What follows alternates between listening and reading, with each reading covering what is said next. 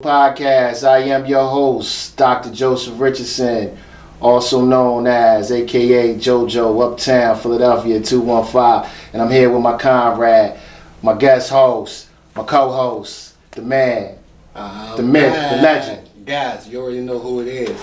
Once again, I must shout out the Insta.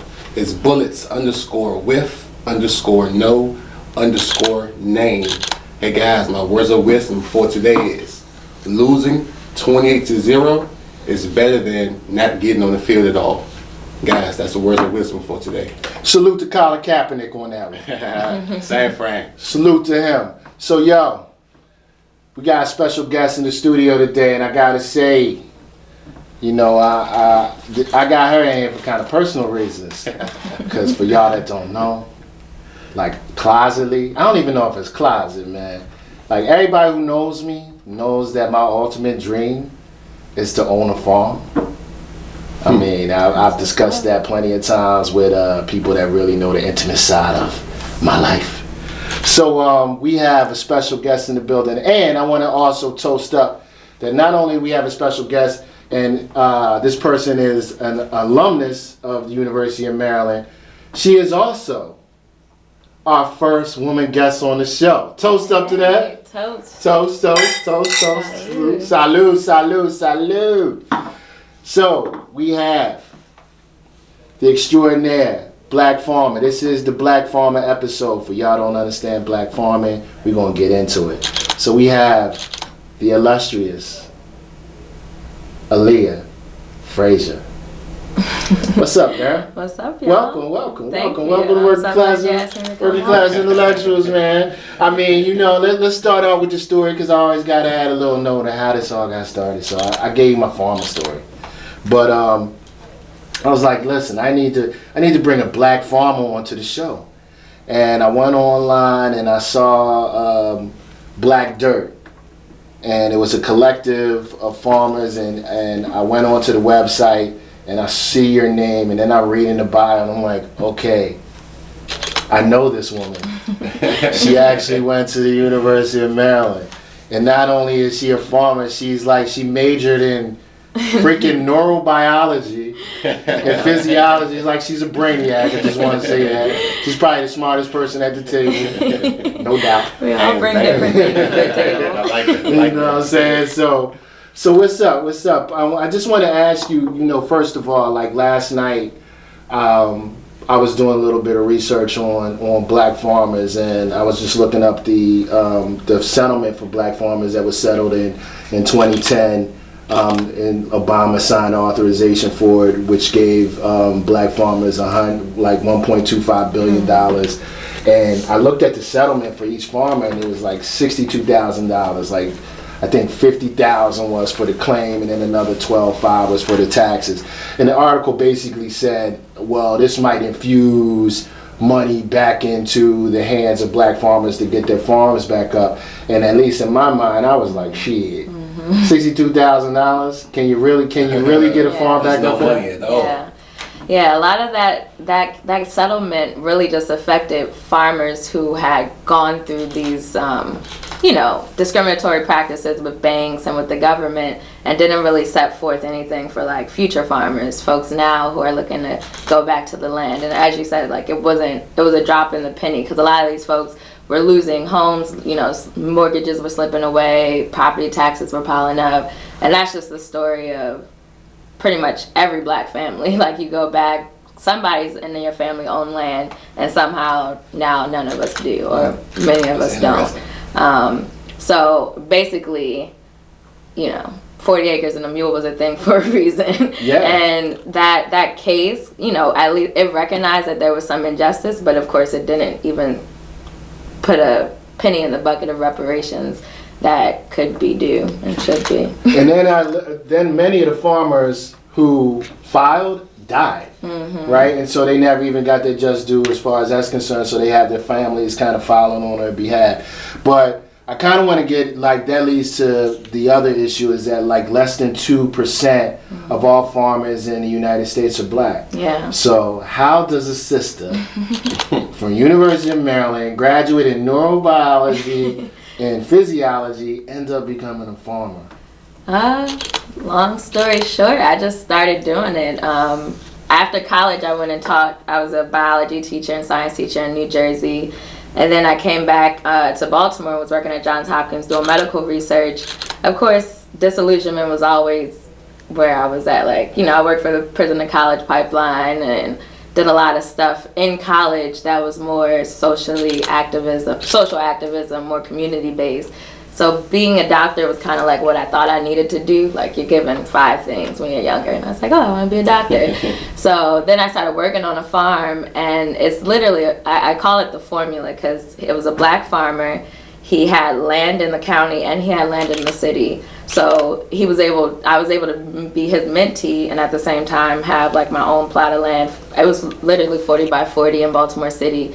And I was going to market, so I was like, oh, I can make money off this. Like, and as far as the medical field, which is what I still hold dear to my heart, and like, that's what I do everything for. Food is medicine. So for me, it was a natural flow. Of course, my parents, I still needed some convincing. But yeah, that was pretty much it. And then me and my partner, he was a farmer as well, working with the black farmer who I was learning from. And we've got some land out on the Eastern Shore, moved out there 2 years ago.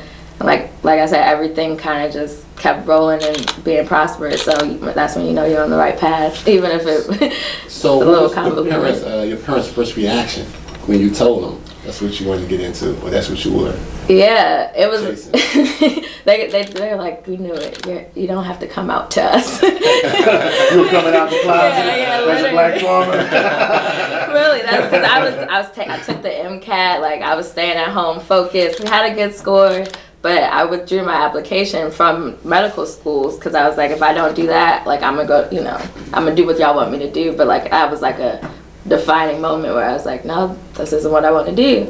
And yeah, they just thought I was a little crazy. They love me and they know I'm smart. Like, so was it like a sit down talk? Like, how did you present it to them? Yeah, it was sit down because I knew it was the sit down was about me taking out my MCAT application or my medical school applications because I had to tell them, all that money y'all paid for them applications, you're not gonna get it back.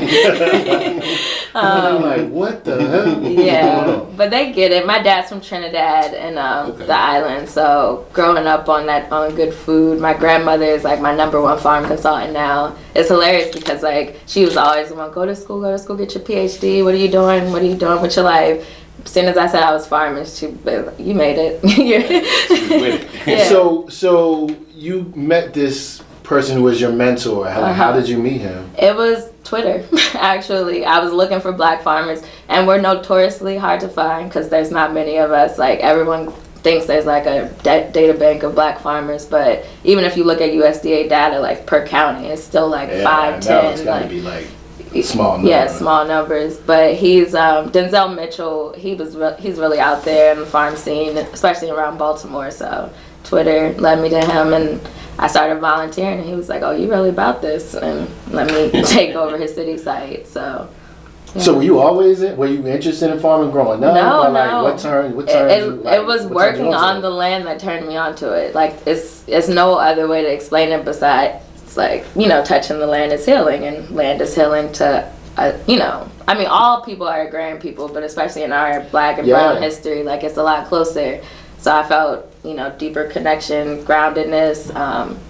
It was just the feeling it gave me. And then, it being a black farm that I started out on, we weren't out there just trying to grow food. It's a movement, and we're talking internationally, like food systems. How can we change these things, and like how can, farms be a locus of change for communities? So if I had to start it anywhere else, I don't think I'd be here. But it was all in line with everything else I knew my life was I mean, that's interesting because that's the way I feel. Like, when I go out there, I feel like a certain sense of peace, and that's what kind of attracted me to it. And I guess, the alcoholic in me attracted me to the vineyards first, so kind of went in that direction. But, it is what it is, people. But, I think it's just the peacefulness of being out there and knowing you're kind of growing your own food. And recently, I've gotten really into, through my fiance, I've gotten into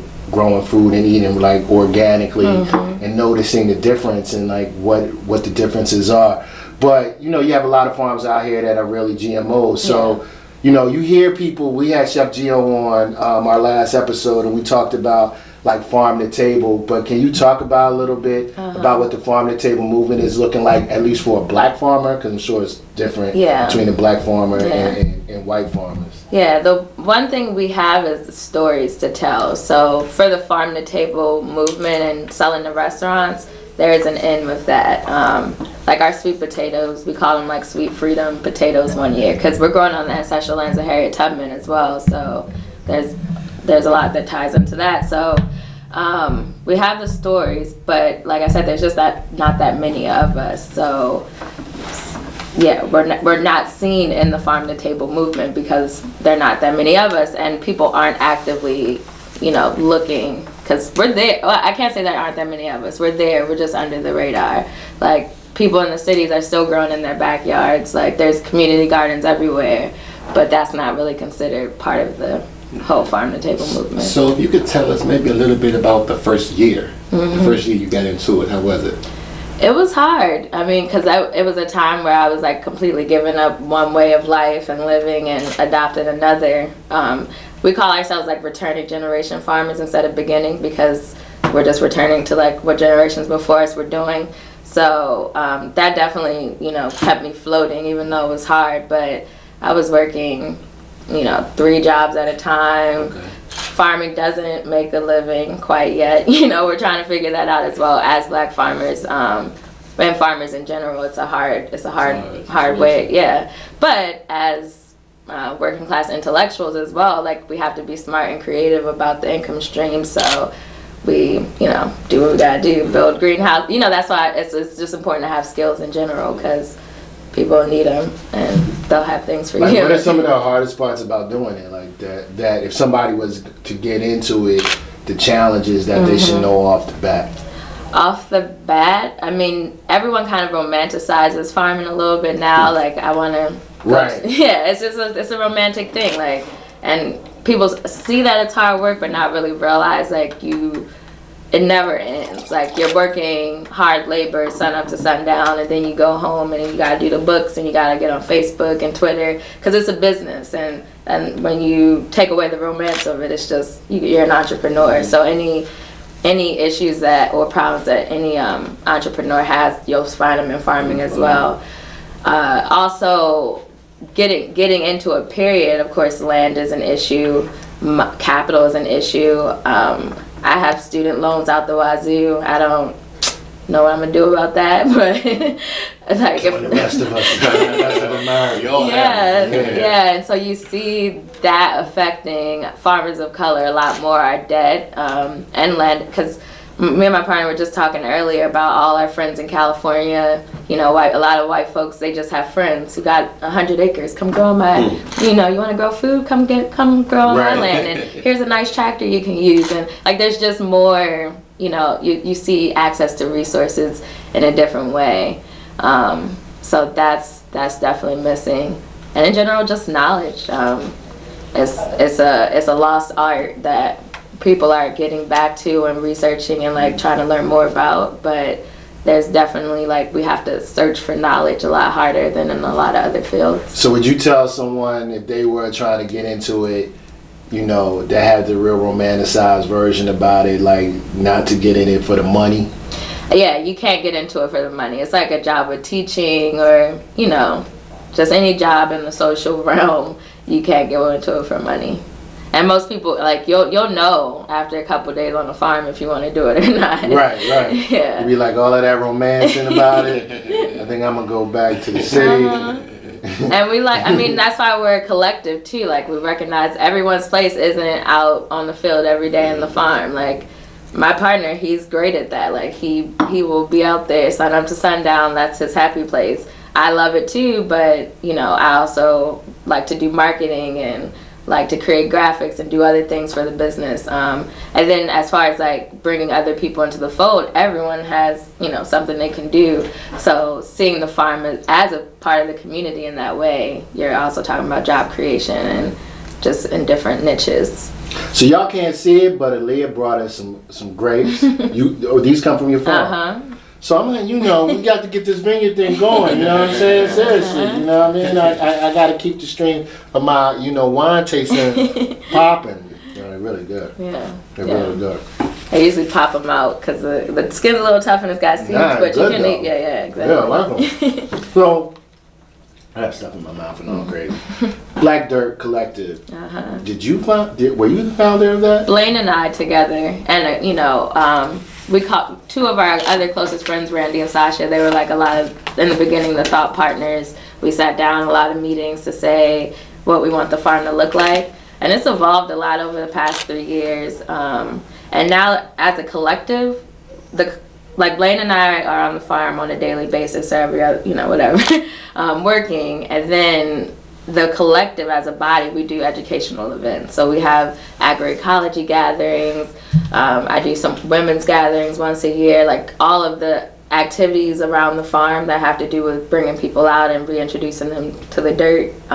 That's what the collective does. So we have folks in Philly, DC, and Baltimore who we all talk to on a weekly basis and just plan out all these events. Yeah, when I Googled like black farmers and I saw that there was another young brother in Philly, because I'm from Philly, so I saw there was another young brother in Philly that was kind of doing the same work, but it was more urban. So what's the difference? Because people are like urban farming, rural farm. Clearly we know geographically, but what are the different kind of challenges and like, as an urban farmer growing in Baltimore, if I wanted to just take a plot in Baltimore or in PG or DC as opposed to being out on the Eastern Shore? Yeah, and a lot of urban centers now, they're opening up land for farming. So it's almost like easier access, but it's not long term. Because like Baltimore has a vacant Adopt a Lot program where you can get a vacant lot. But, if they decide they want to develop it, it's not yours anymore. DC doesn't have any similar programs, but there's just a lot of ways in urban centers to get land. Whereas in a rural place, you kind of need to know somebody, or you need to have the money to actually buy the land instead of, kind of just guerrilla farming it as people do in the cities. Also, going back to like being a black farmer, we're always trying to entice people to move out to the country because we're bored. We're lonely. But we can't even lie. We can't even lie about like it's not the most it's not the most progressive place though. Like you driving down 50 Trump signs every farm, like, and we're not talking about,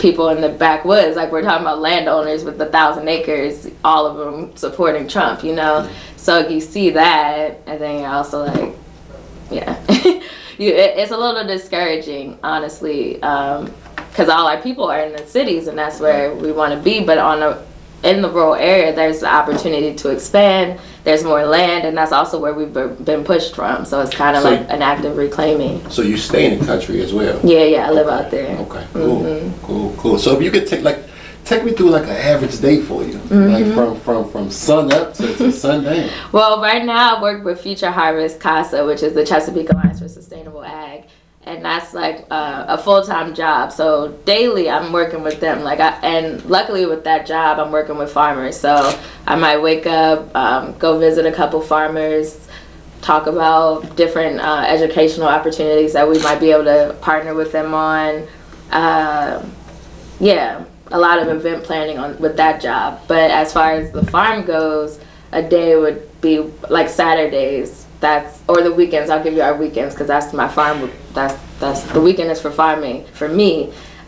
We do a farmers market Saturday morning, so we're waking up 4:30, 5 o'clock to drive across the bridge. The market's from 9 to 1. Where is it? Petworth. Okay. Yeah, so come on out. Petworth every Saturday, 9 to 1. Until mid-November. But yeah, we'll do that till about 1, clean up, and then we drive across the bridge, maybe do a little bit more farm work, hang, chill out, then Sunday go back out, do some more. And farm work for us, since it's organic and natural, is weeding. We make our own not pesticides, we make our own like nutrients and fertilizers out of compost, and we got bison manure. Like I'm a scientist, so get a little creative with the little the chemistry and the concoctions. But that could be a Sunday. We do canning, we do our own preserving, so that takes up time too. But yeah, the job never ends.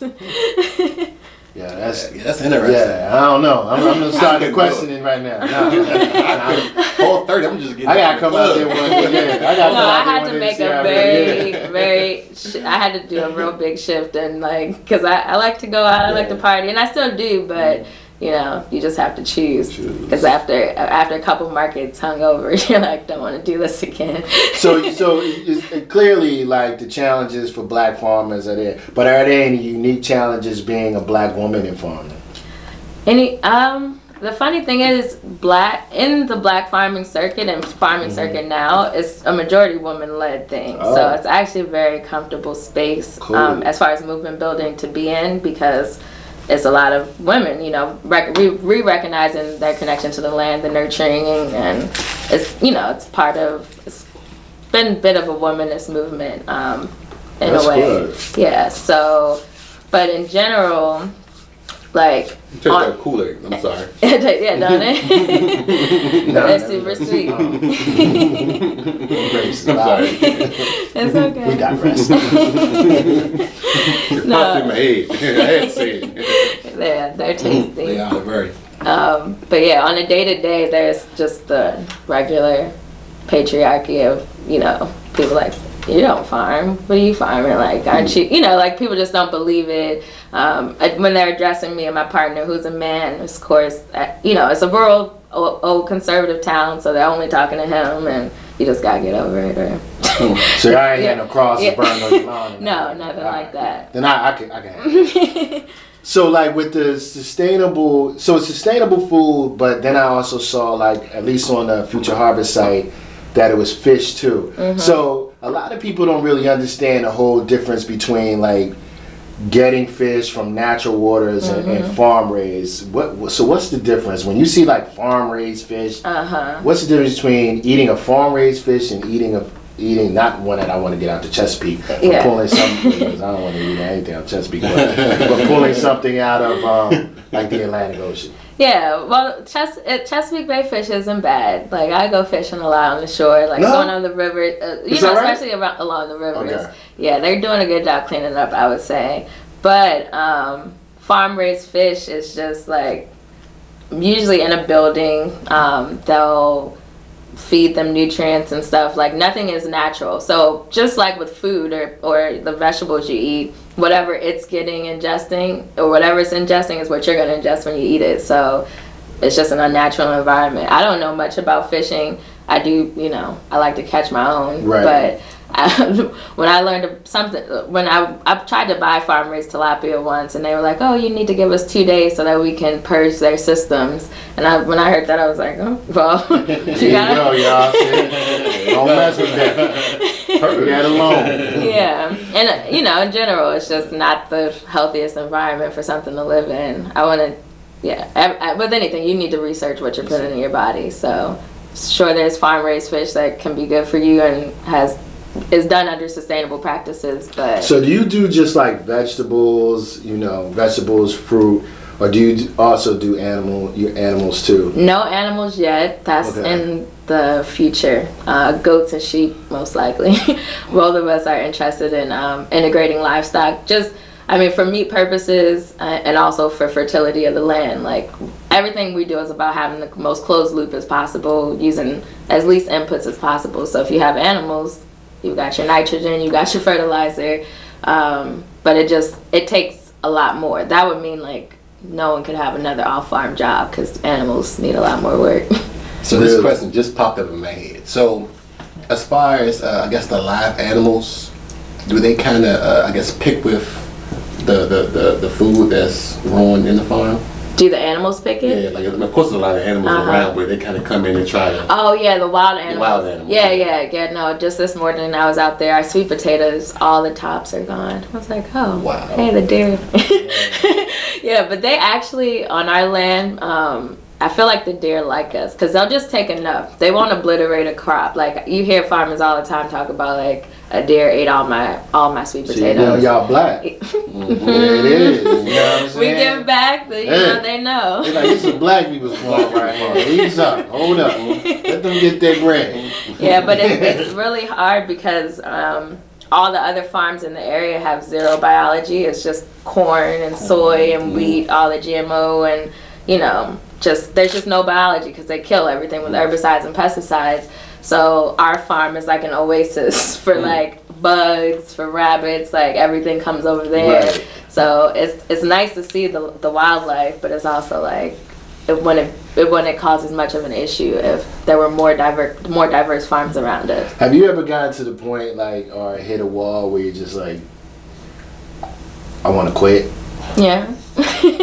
I mean, I would say when I started looking for other jobs, because I mean, I romanticize farming, even though I say you can't do it, but then 2.5, 3 years later, and you have bills to pay, and you have future visions of like, I want to own land one day, I want to be able to like have infrastructure and capital. So you kind of have to quit a little bit, step back, so that you can realize those future visions. But it never takes away the future. It just changes like what I'm doing right now. And it's crazy because I always say people shouldn't make decisions just based off money. You know what I mean? You're supposed to chase your dream and developing that hunger inside of you. You know what I mean? And I don't really feel like, me personally, I would do a lot of things for free if I can just get that satisfaction of this is what I like to do. Yeah. You know what I mean? Yeah. And I always say, figure out a way to get paid off something you like to do. You know what I mean? So not totally. So the funny thing is that like me and Che, we've been having these recent conversations. Like, if you're looking for a mate, right? Yeah. You need to find a mate at places where you like to do stuff. Yeah. So if you're into poetry, go to some poetry slams, or if you're into book readings, you need to go to some book readings. You probably find somebody that's into book readings like you. So you talk about your partner. Did you find? Yeah, did you guys click up like on a farm? So you don't have to be happy fathers there really is a website. There's a website, Farmers Meet. It's a culture. Black farmers too? No, not just for black farmers. But before we started dating, I'll admit I used to bring people I liked out to the farm just to see how they worked.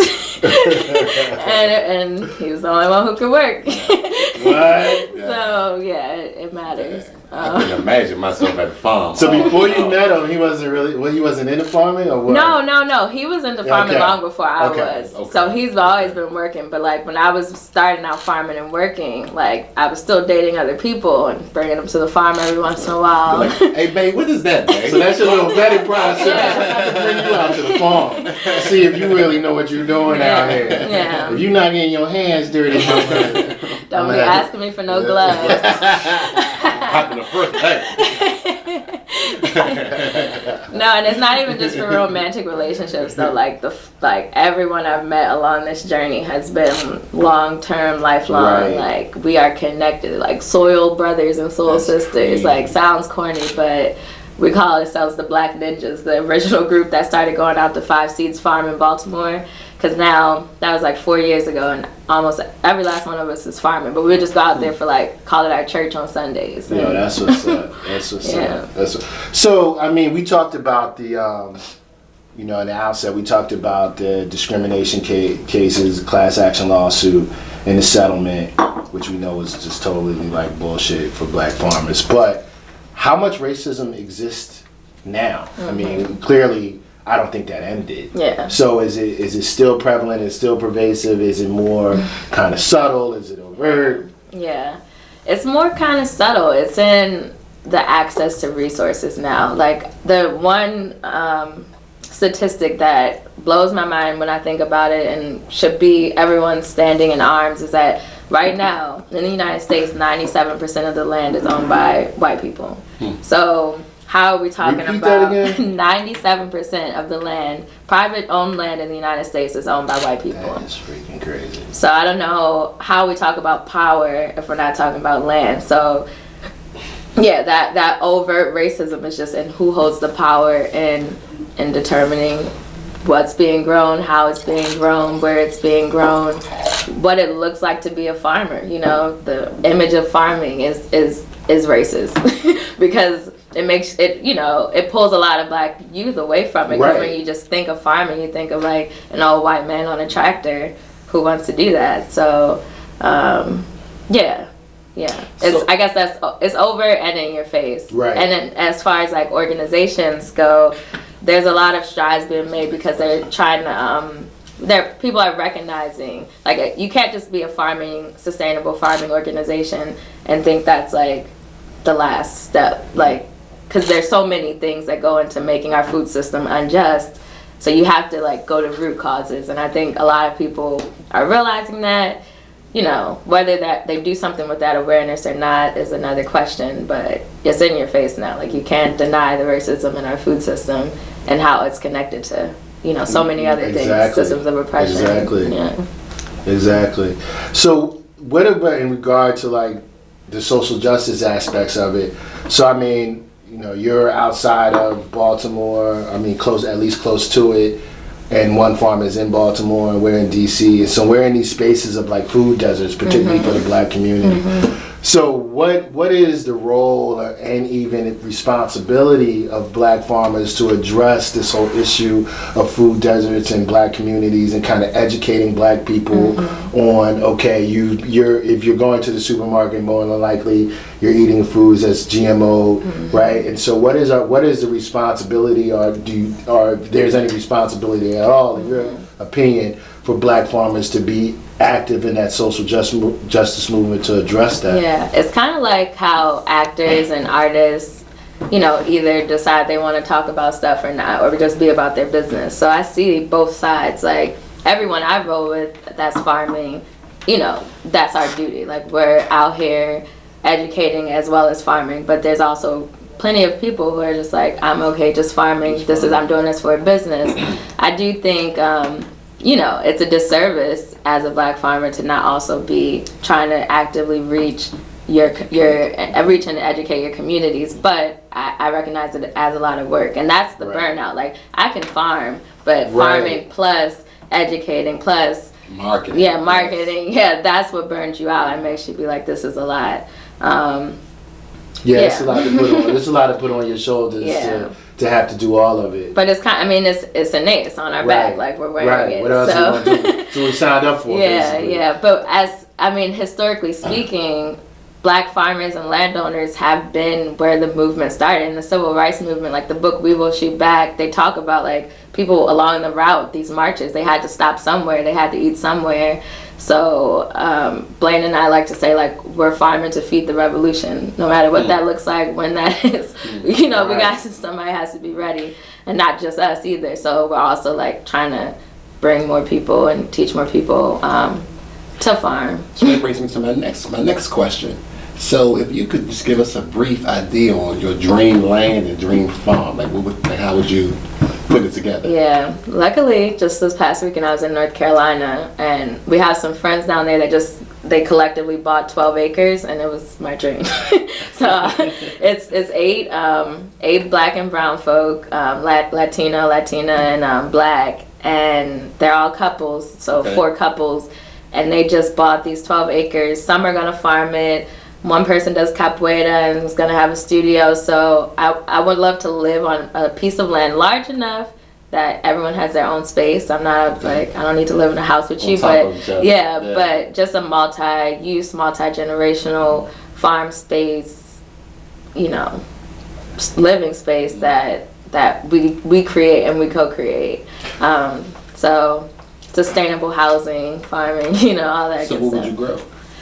Same stuff we grow now. I call it the farmer's market variety. Okay. So there's nothing for sure. You know for sure you're gonna grow this because you love it so much, or is it just everything? Yeah, everything. Yeah, okay. On a large scale. So right now we're on like 2.5 acres, but on a larger scale, I want to grow more ancient grains. So like sorghum, millet. We grow a little bit of it now, but like, you know, some more things, more African seeds that a lot of friends have passed on to us. So yeah, but on a smaller scale, it would still just be the veggies. Yeah. So I went to talk about North Carolina. I was in North Carolina a couple years back, and I had a hybrid. It was like a cabbage collard. Man, it was I've heard sick. of it. I haven't had it yet. Yo, let me tell you, for real. you could eat this as a meal every day. Wow. It was amazing. It was really amazing. But what I want to really know is, like, for people who are interested in getting into it, like when you're looking for the land, right? And even if, say for me, for example, I identify 20 acres. How do I know that land is good for farming? Yeah, that's actually something people are just now realizing they need to talk about. So real estate agents, you have to find a good one. And I've learned that there's special ones that deal with that. But on a personal level, you use the local geological surveys and stuff, look at the map. You want to make sure, your groundwater isn't polluted. Like you have to look at all of that stuff. Like if you're going to put a well in, you need to know how deep you would have to go. You want to be near a source of water, like whether it's a creek or something, or you could get you don't have to be, but that's ideal. What else? You want to have trees. A lot of people don't think about that, but trees are also this ready-made industry. 30 years, it's equity like no other. Right. If you're working your forest, and you can do it sustainably. It's not just cutting it down. It's managing your forest, cutting some down, selling pieces. So when you're cutting, like you have forests and you cut some down, that's a good thing? Yeah, you have to. The forest naturally thins itself anyway. So if you come in there and naturally mimic how the forest thins itself and sell those pieces, there's a whole leg of community sustainable forestry that I'm interested in. So this is the question that I'm sure some people might want to think about. But so 2 weeks from now, we're gonna have Corey Barnett on here. He's owns the District Growers. Okay. So what about weed? Ding, ding, ding, ding, ding, ding, ding, ding, ding, ding. Everybody want to know about the weed. Like, can you grow weed? Yes, you can. Maryland, not yet. Right. But that's a whole nother, kind of inadvertently racist system. Yeah. Because to even apply for the process costs mad money. You have to show that you have capital. You have to show all this other stuff. So they actually announced 2 days ago the growers who got accepted for licenses. Yeah, we're going to talk about that with Corey. So there were 15 licenses. None of them were black. In a state that's 30% black, even though we don't know how many black people applied. But I know you know some groups, so so one of the we know one of the ex-federal judge, black, who's representing one of the groups, and they're planning to get together like the groups of black applicants who didn't get it to kind of discuss how they want to move forward with it. But that's needed. But that will be in the crop plan when it's completely legal. Cool. I'm glad to hear that.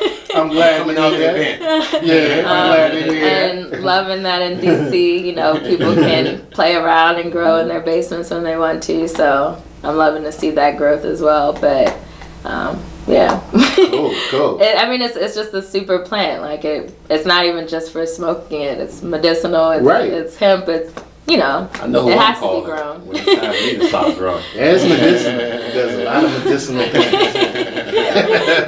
Hey, you still in Baltimore?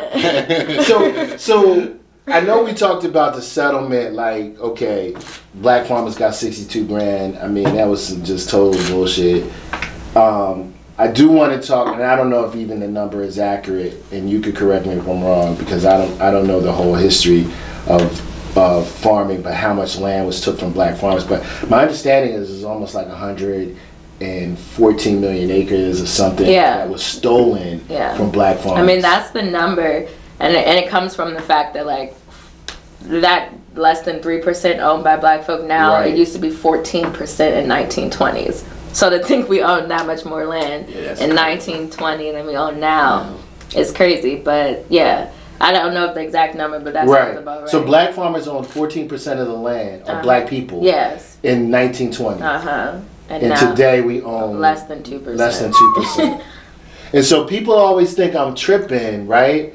Like, people think I'm so strange when I'm saying I want to buy some land. Yeah, we have. And people are like, well, why the hell would you want to buy land? You should go buy a row house in D.C. Nah, I don't really want to do that. Yeah. I want to buy some land, right? That number tells you all you need to know about power in this country. Hell yeah. Yeah. So you get to 62. They get to 62.5. How much does it really take to start a farm? What? Yeah. For I mean, people that are looking for a number. I'm just now looking to buy land very recently and just looking at numbers. And you're talking, 200, 300,000 for 10 acres, 15 acres, all depending on what's on the land. So you need to be able to do that if you want to buy land. If you want to lease land, it's another story. It's the going rate in Maryland is like $150 an acre a year. That's not bad, but it adds up because you also need infrastructure. You need a cooler if that's what you're gonna do. You need a tractor. The good thing, Black folks, what we've always been good at is cooperating. So that's why we have this collective. The women who own the land that we work on, we use their tractor, we use their refrigeration. It's all familial. So we have that help. But if you're just looking out to start from scratch, like you're talking, first year, tens of thousands of dollars, and you're not going to make that back for like 5 years if you're just trying to do upfront input. So most businesses, they would say, fold, like small businesses fold in like 3 years. So when do you know, what year do you know whether, okay, I should stay in this? Or when do you break even? I guess basically, or does that, I guess, it's all about the hustle and everything, right? Yeah, I wouldn't say. So almost how much you put into it. Yeah. Because for example, Blainer, I never just jumped out there and said we're only gonna farm. Like he builds greenhouses, does consulting. Blaine.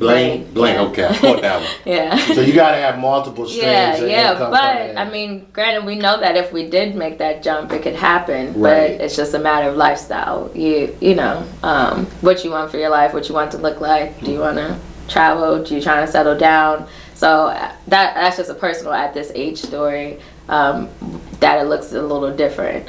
But from talking to farmers, it takes at least 5 years to even begin to make a profit. Like everything else, you're just eating it. And making a profit is trying to pay yourself. And most farmers don't write down, like, I actually spent 12 hours today working. Am I going to pay myself for that? Right. Making a profit to a farmer usually is, can I start next year with some more money? Not actually, did I pay myself? But it can happen, and it does happen all the time. But it usually does happen with folks who got loans in the beginning, which is a practice that we're not locked out of, but it's just not as friendly to Black farmers and people in general. What are some of the issues, like, or even around getting the loan? Like, what are some of the issues around why people are being denied? Outside of, like, clearly we know because of race. But what are some of the other issues that they factor in for determining whether you should get a loan or not? Number one is credit, and that you can say that has to do with personal choices, but like there's just historical wealth and, right. Just some people who just don't have credit like that. So that's main thing that locks people out, and having capital to start the business also locks a lot of people out who just want to start.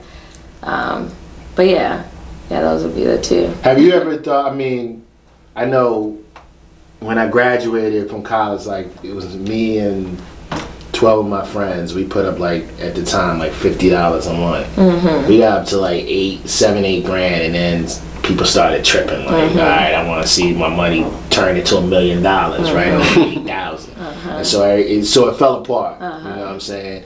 But what would you suggest as a vehicle to kind of get more investors involved, particularly Black investors? Yeah. Because it's something that I would be interested in investing in. Yeah. And how do you get more Black investors to move towards investing in a farm? Yeah, that's a question we're always thinking about, talking about.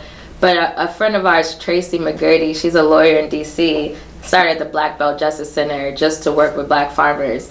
And she also spearheaded the Black Agrarian Fund. So it was like a micro loan, revolving loan fund for farmers.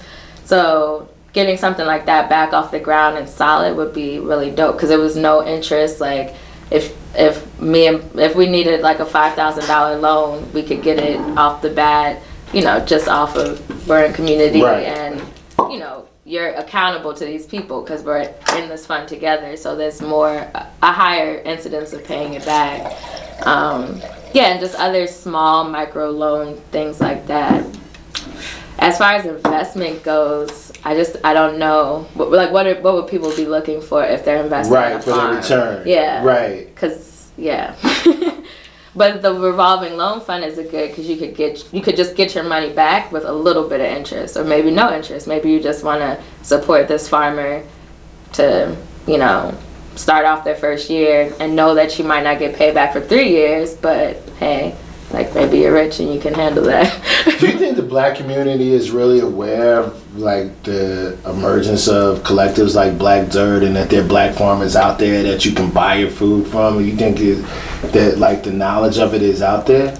I mean, I can only judge by my social media, and I feel like it's there. But I know my media is kind of skewed to the more knowledgeable side on the issue.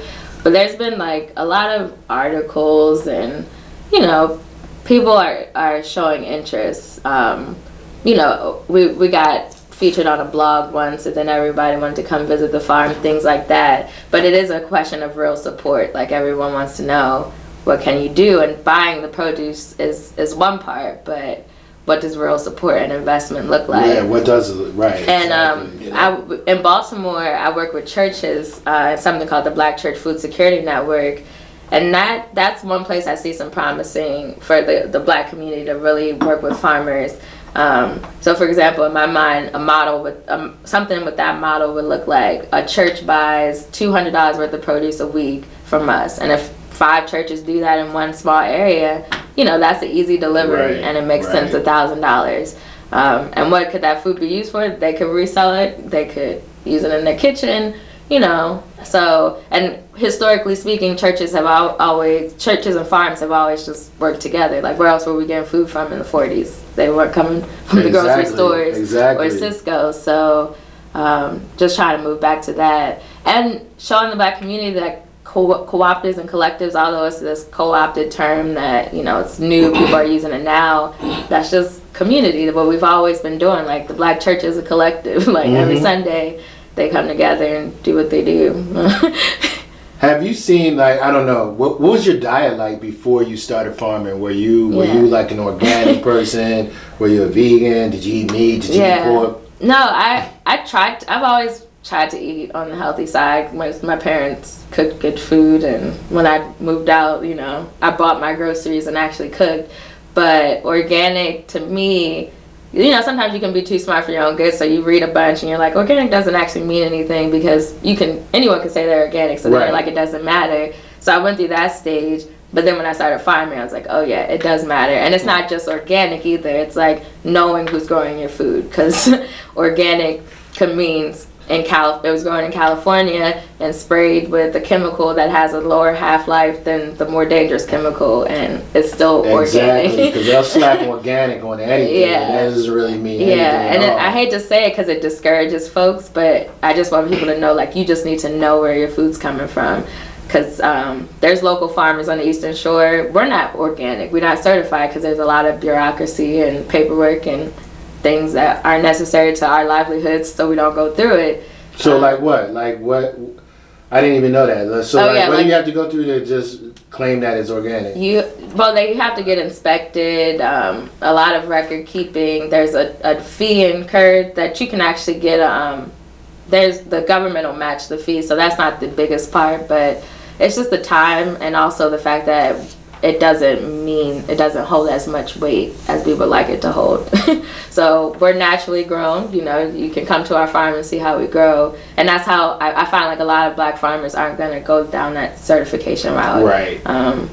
And just in general, just systems wise, like, we're not the ones to knock on doors and say, like, can I get this certification? Because in the past we've been locked out of things. So I just find a lot of us don't get those certifications, which locks us out of some markets, but also makes us think creatively about other ones. So cool. So what you growing right now? On the farm, we've got mustard greens, turnips, radishes, watermelons are on the way out, tomatoes, peppers, Got some ginger growing in the high tunnel. Summer squash, winter squash, sweet potatoes. That's my favorite.